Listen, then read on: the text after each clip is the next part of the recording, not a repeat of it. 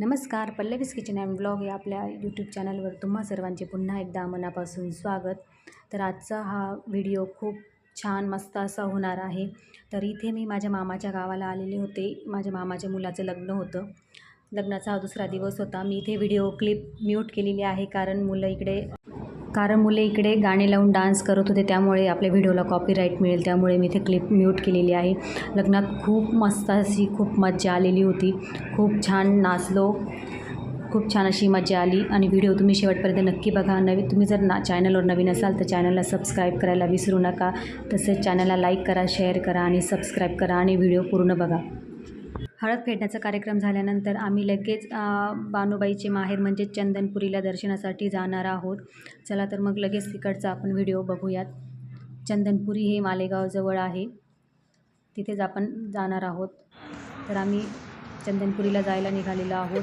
रस्त्यांचं काम चालू होतं, त्यामुळे डोळ्यात धूळ वगैरे जात होती, त्यामुळे आम्ही इथे स्वागत होण्यासाठी थांबलो होतो. इथे चंदनपुरीच्या जवळ आमचा एक छोटासा ॲक्सिडेंट झाला होता. तिथे माझ्या बहिणीच्या पायाला बरंच लागलं होतं, त्यामुळे जास्त काही व्हिडिओ घेतला नाही. इथे आम्ही चंदनपुरीत पोहोचलेलो आहोत. इथे तुम्ही बघू शकता की बानाईचं मंदिर आहे. इथे आम्ही पोहोचलात. मंदिर अतिशय सुंदर आहे. मंदिर छोटंसं आहे पण खूप छान आहे. पूर्ण दगडाने बांधलेलं आहे मंदिर, बघू शकता तुम्ही. खूप छोटं मंदिर आहे आणि इथे बांधकामही चालू होतं. बाहेर यात्रा भरणार होती तेव्हा, त्यामुळे यात्रेचं काम चालू होतं तिथे. हे बघा, इथे आम्ही मंदिरात आलेलो आहोत. ते लग्न सराई असल्यामुळे मंदिरातही खूप गर्दी होती. सगळे नवीन लग्न झालेले कपल्स होते आलेले दर्शनासाठी. सर्वजण भंडारा वगैरे उधळत होते तिथे, बरेच गोंधळ वगैरे करत होते.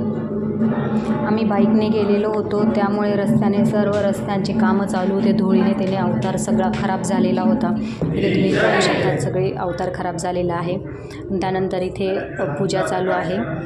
व्हिडिओ तुम्हाला छोटा दिसत असेल कारण चुकून व्हिडिओ उभा घेतला गेलेला आहे, त्यामुळे तुम्हाला व्हिडिओ छोटा दिसत असेल, पण पुढे व्हिडिओ तुम्हाला मोठा दिसेल. इथे तुम्ही बघू शकतात खंडेराव महाराज, बानाई तसेच म्हाळसा देवी यांचं इथे हे मंदिर आहे.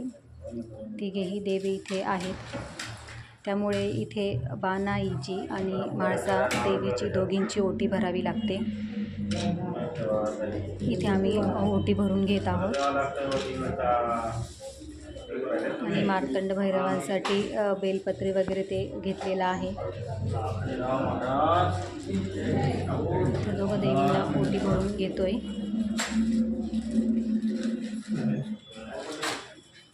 इथे सर्व नवीन लग्न झालेल्या जोड्या दर्शनासाठी येतात. इथे मंदिराच्या मुखद्वारावर आम्ही भंडारा उधळून घेतला. त्यानंतर आम्ही इथे एक रील शूट केली होती.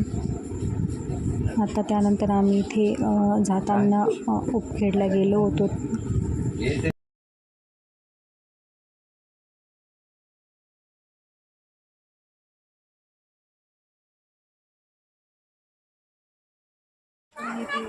आता आम्ही इथे उपखेडला आलेलो आहेत.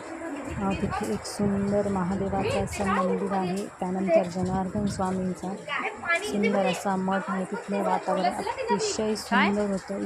छान असं वातावरण आहे. बाजूलाच नदी आहे. नदी छान अशी खळखळ वाहत होती. नदीचा वाहण्याचा आवाजही खूप असं छान मस्त खळखळ आवाज येत होता. खूप सुंदर असं वातावरण होतं तिथलं, तुम्ही बघू शकतात. खूप झाडं वगैरे हिरवेगार. नदीला लागूनच हे महादेवाचं मंदिर आहे. जनार्दन स्वामींचा मठ आहे. एक मिनटं, हे महादेवाचं मंदिर आहे. तिकडे काय ग? जनार्दन स्वामींचं मूर्ती होती तिथे. तिथे का खूप सुंदर महादेवाचं मंदिर आहे. त्यानंतर इकडे जनार्दन स्वामींचा मठ आहे. अशा पद्धतीने आमचा हा आजचा टूर इथे झालेला आहे. व्हिडिओ आवडला असेल तर नक्कीच लाईक करा, शेअर करा.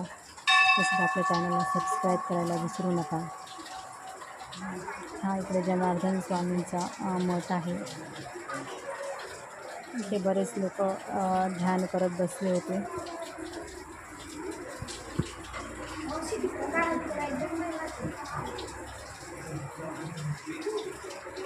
इकडे बघू शकता तुम्ही नदी या खूप छान असं पाणी होतं.